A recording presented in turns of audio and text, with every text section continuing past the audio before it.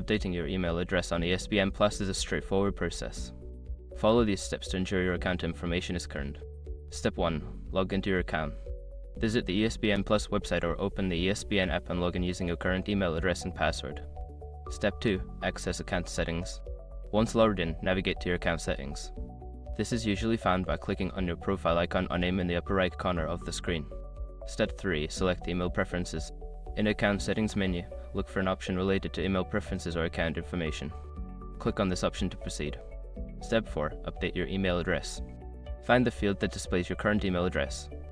Enter your new email address in the designated field and double-check for any typos. Step 5. Save changes. After entering your new email address, look for a Save or Update button. Click this to confirm the change.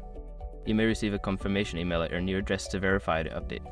Make sure to check your new email for any verification messages from ESPN Plus to complete the process. Keeping your account information up to date ensures you receive important notifications and updates.